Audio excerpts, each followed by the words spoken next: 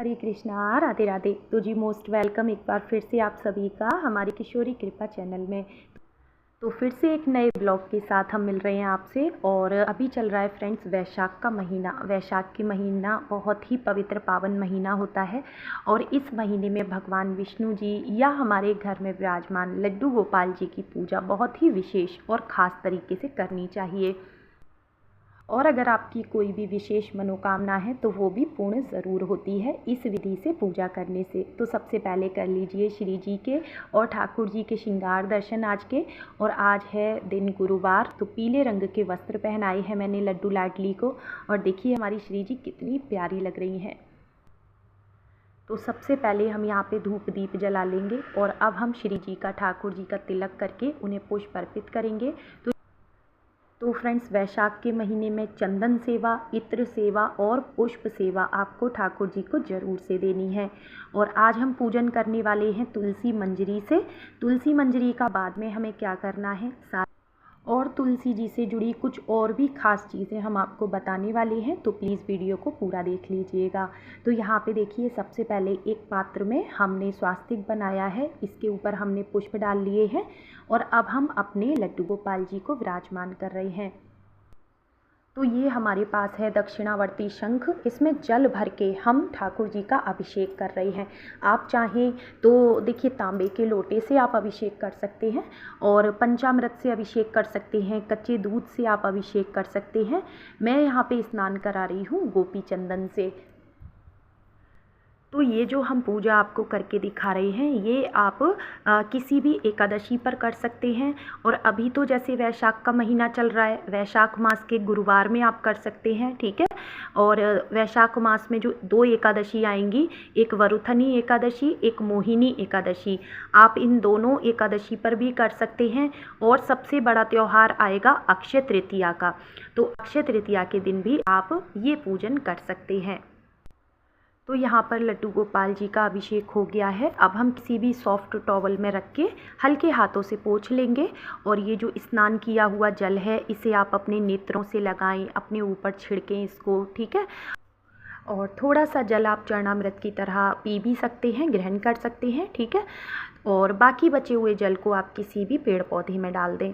अब इसके बाद देखिए हल्के हाथों से हम ठाकुर जी को इत्र सेवा दे रहे हैं। इसके बाद हम वस्त्र पहनाएंगे। और अगर आपके पास लड्डू गोपाल जी नहीं है तो आप ये पूजा भगवान विष्णु जी की फ़ोटो प्रतिमा के सामने भी कर सकते हैं, ठीक है।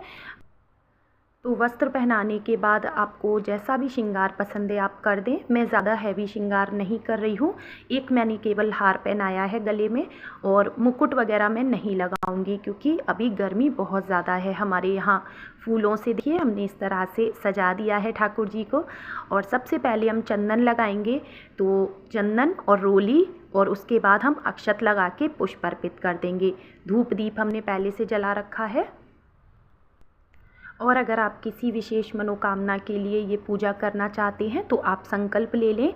जैसे आप बोल सकते हैं कि 5 गुरुवार हम ये पूजा करेंगे या 5 एकादशी हम ये पूजा करेंगे, प्रभु आप हमारी जो भी मनोकामना है उसे पूर्ण करें। इस तरह से भी आप संकल्प लेके कर सकते हैं या फिर आप प्रभु की प्रसन्नता के लिए किसी भी दिन ये पूजन करें।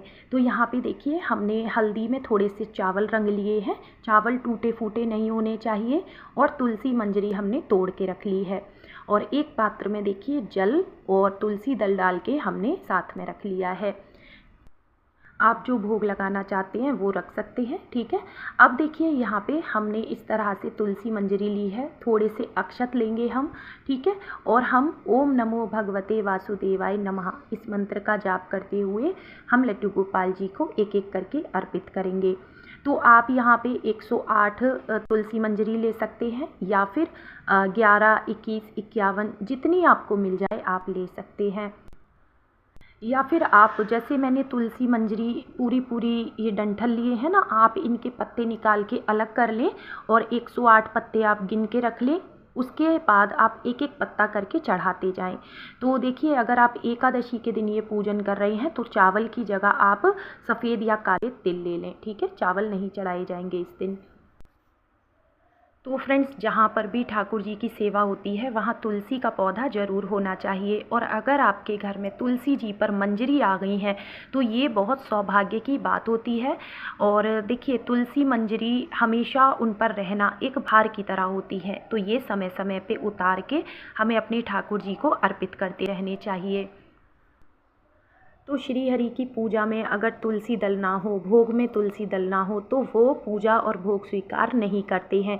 और जो भी भक्त प्रभु को तुलसी अर्पित करते हैं, भक्त और भगवान का रिश्ता अटूट हो जाता है, अनोखा प्रेम हो जाता है प्रभु को अपने भक्त से।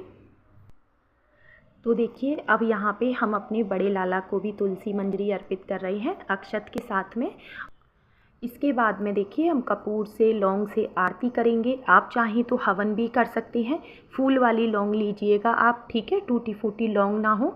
और आप यहीं पे बैठ के विष्णु सहस्त्र नाम कर सकते हैं, विष्णु चालीसा कर सकते हैं, उसके बाद आरती करें।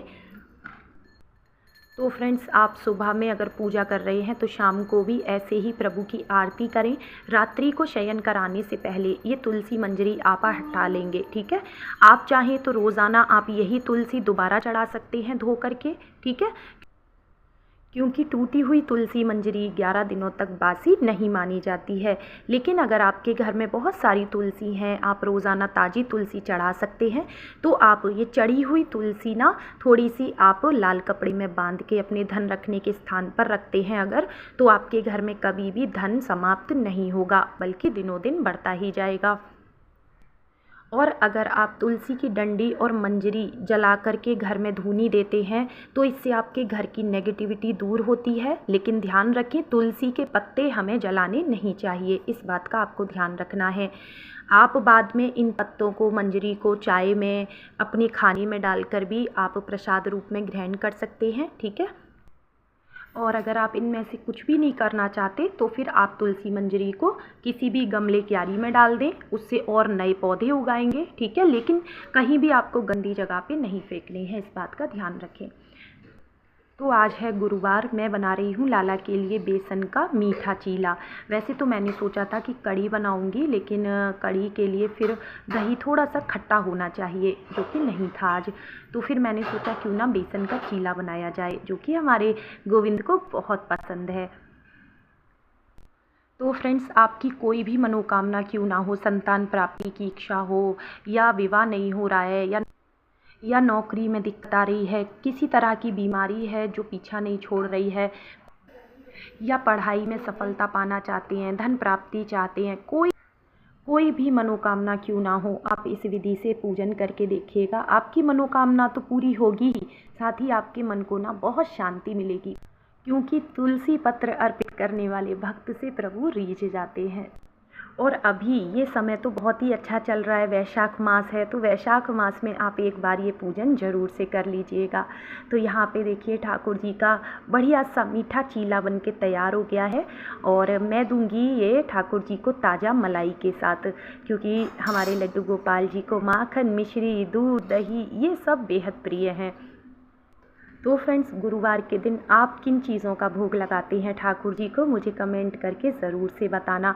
और तुलसी अर्चन पूजा ये ज़रूर से कर लेना। तो चलिए, अब गर्मा गर्म चीले का भोग लगा देते अपने प्रभु को। और हमारे प्रभु ना बड़े प्रसन्न हो जाएंगे, देखना भोग लगा के ना चेहरे पे एक अलग ही आनंद आ जाएगा। और जब ये प्रसादी भक्त पाएंगे तो भक्तों की तो आनंद के क्या ही कहने, क्योंकि प्रभु की झूठन खाने में हमें बड़ा आनंद आता है। तो फ्रेंड्स, आप बताना कि आज के श्रृंगार दर्शन आपको कैसे लगे, आज का ब्लॉग कैसा लगा, कमेंट ज़रूर करना, लाइक कर देना, शेयर कर देना। न्यू हैं चैनल पे तो सब्सक्राइब ज़रूर कर लेना। राधे राधे।